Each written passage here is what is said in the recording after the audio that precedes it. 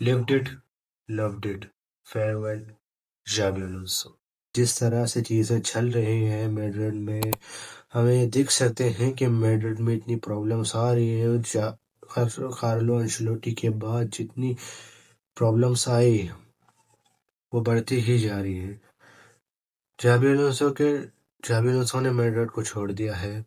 Club और board और जाबी Alonso की म्यूचुअल एग्रीमेंट हो चुकी थी कि जाबी अलोंसो को ऐसा लगा कि और वो नहीं कर पाएंगे कुछ बेहतर मैड्रिड के लिए, तो उनको ऐसा लगा कि ये बेहतर होगा क्लब के लिए और उनके लिए कि वो म्यूचुअल एग्रीमेंट में एक दूसरे से अलग हो जाए।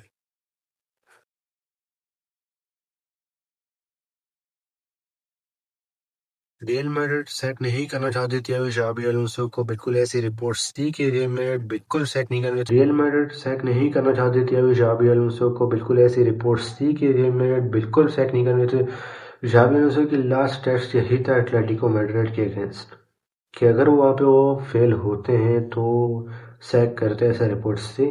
लेकिन वो वहाँ पे फेल नहीं हुए और फाइनल तक पहुँच चुके थे। बार्सिलोना के अगेंस्ट मैच हुआ, कह सकते हैं इतनी बुरी मैच नहीं था, लेकिन कुछ मिस्टेक थी उसकी वजह से हमें मैच हार गए थे। लेकिन ऐसी न्यूज़ थी कि जावी अलोंसो सैक नहीं हो सकते थे, लेकिन फिर भी जावी अलोंसो ने खुद बेहतर समझा कि वो मैड्रिड को लीव कर दे।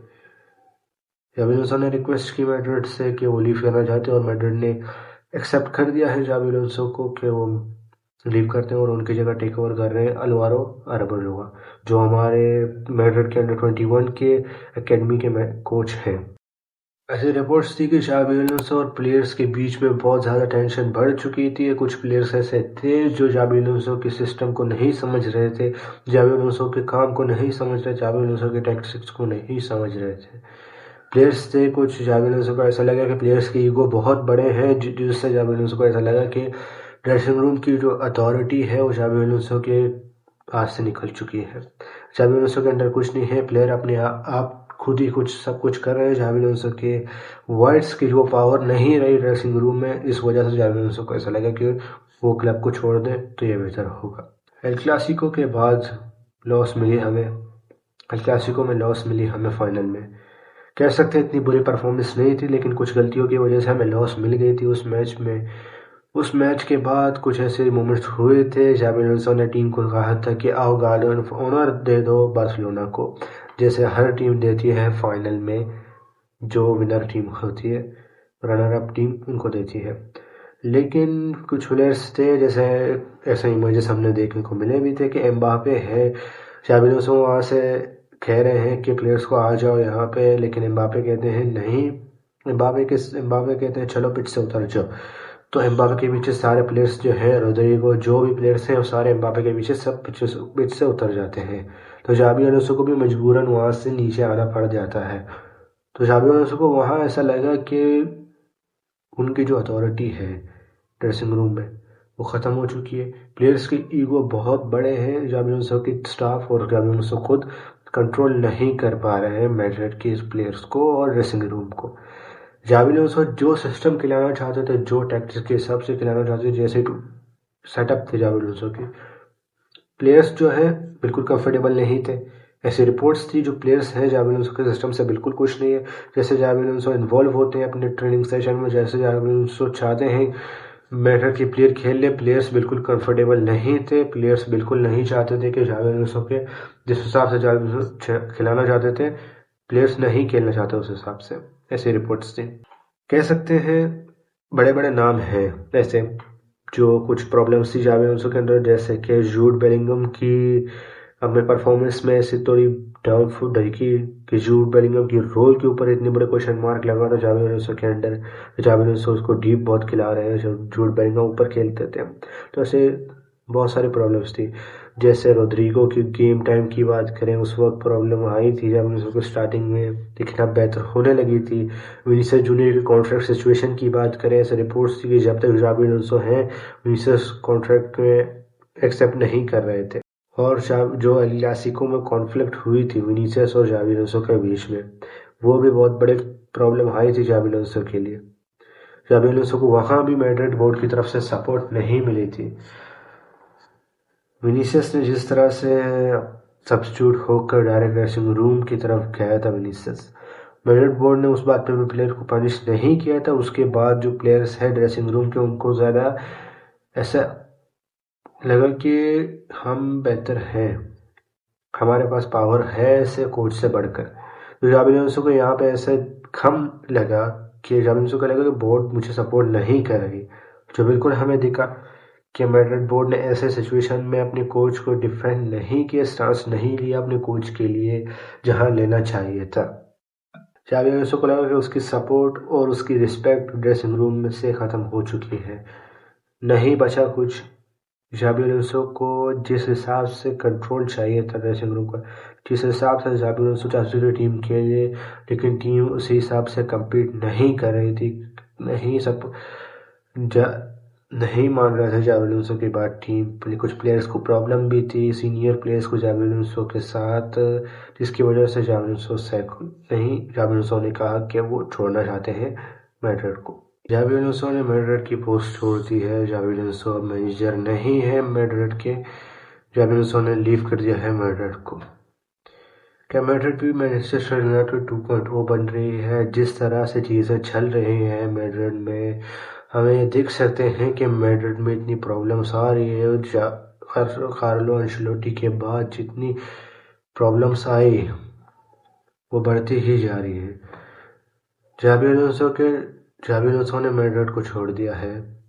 क्लब और बोर्ड और जावी अलोंसो की म्यूचुअल एग्रीमेंट हो चुकी थी कि जावी अलोंसो को ऐसा लगा कि और वो नहीं कर पाएंगे कुछ बेहतर मैड्रिड के लिए, तो उनको ऐसा लगा कि ये बेहतर होगा क्लब के लिए और उनके लिए कि वो म्यूचुअल एग्रीमेंट में एक दूसरे से अलग हो जाए।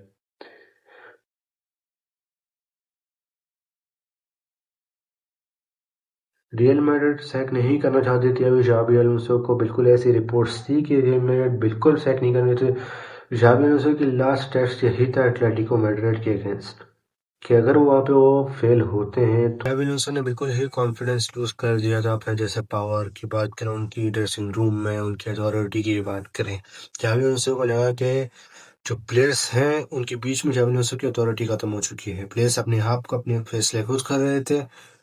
मैड्रिड बोर्ड जावी अलोंसो को सपोर्ट नहीं कर रही थी। जावी अलोंसो ने रिक्वेस्ट किया था मैड्रिड बोर्ड से कि उनको एक मिडफील्डर चाहिए, लेकिन मैड्रिड बोर्ड ने रिफ्यूज कर दिया कि ये जो स्क्वाड है उनके पास वही बेहतर है, वही बेस्ट है इस सीजन के लिए। विंटर में कोई साइनिंग नहीं होगी, ये रिजेक्ट कर दिया था।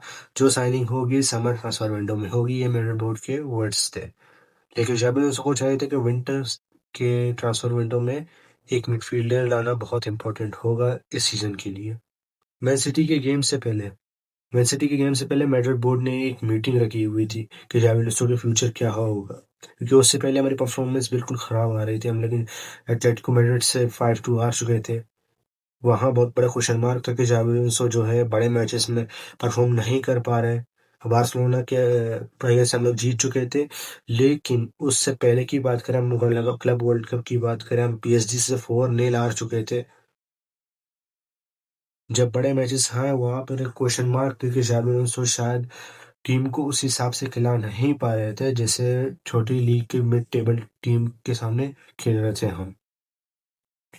एवरेस्ट की फ्यूचर डिसाइड करना था कि मैन सिटी के बाद क्या होगा। मैन सिटी के मैच हम लोग हार चुके थे, लेकिन compete एक ऐसे कंपटीशन दिखी हमें मैच में, और उसके बाद प्लेयर्स ने भी जावी अलोंसो को सपोर्ट किया था। रोड्रिगो ने किया था, बेलिंगम ने किया था, कोर्तुआ ने किया था।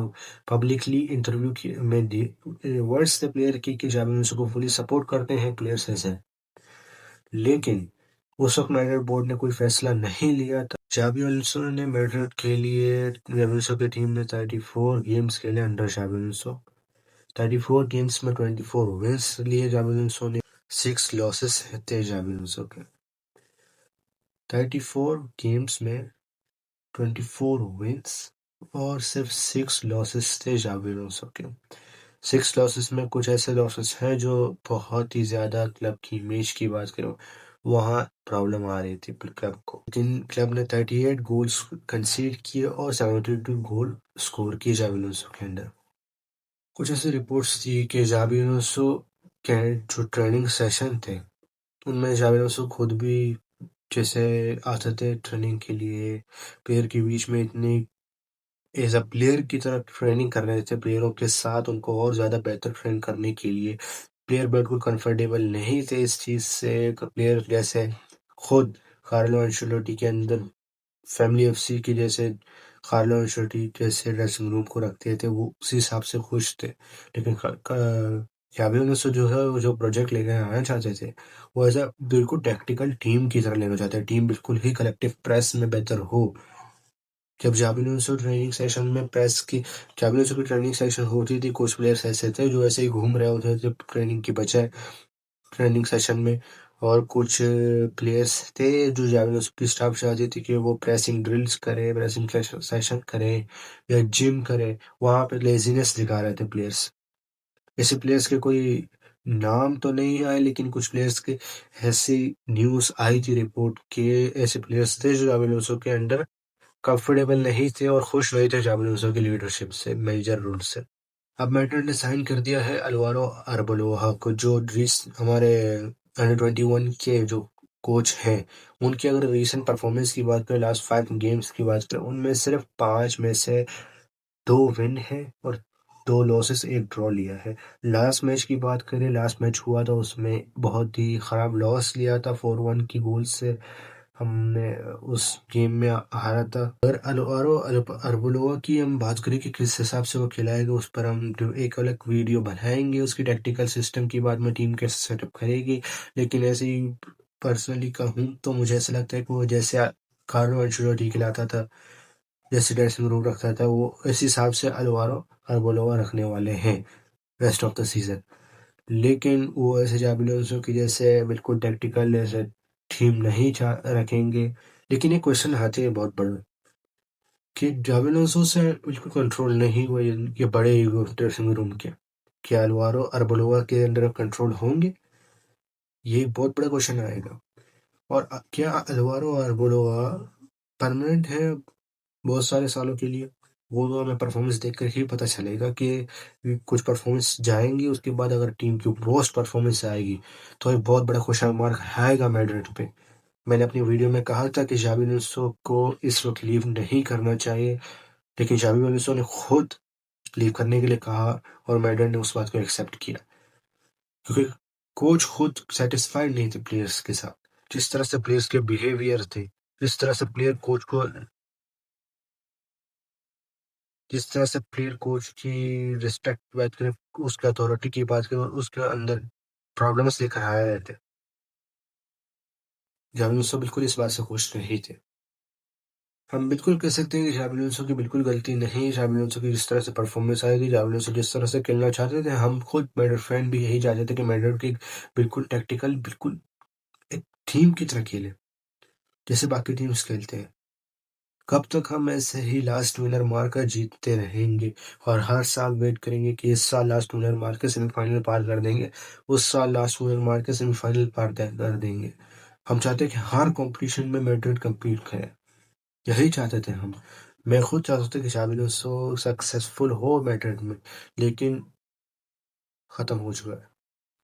जावी अलonso के अंदर बहुत सारी इंजरीज हुई, फिटनेस इश्यूज बिल्कुल मैड्रिड की बार बार रही है, प्लेयर्स फिट नहीं है। जावी अलonso चाहते थे कि प्लेयर्स लेकर आए, मिडफील्डर लेकर आए कोई ऐसे टेम्पो कंट्रोल करने के लिए। मैड्रिड ने वो बात भी रिफ्यूज कर दी, और कोच को सपोर्ट ही नहीं था मैड्रिड बोर्ड की तरफ से। ये मैं देख सकता था जिस तरह से प्लेयर्स की बिहेवियर है, और मैड्रिड बोर्ड ने अपना स्टांस बिल्कुल नहीं रखा सॉलिड प्लेयर के अगेंस्ट और कोच के साथ। यहाँ एक बहुत बड़ा क्वेश्चन मार्क लगा था जावी अलonso पे कि जावी अलonso का फ्यूचर क्या होने वाला है। तो जावी अलonso ने लीव कर दिया है फाइनली। अब अलवारो अरबोला खेलेंगे और देखते हैं मैड्रिड की क्या परफॉर्मेंस आएगी अब अलवारो अरबोला के अंडर। क्या मैड्रिड compete करेगा कि सारे कंपटीशन के लिए, या इससे भी वर्स्ट परफॉर्मेंस हमें देखने को मिलेगी?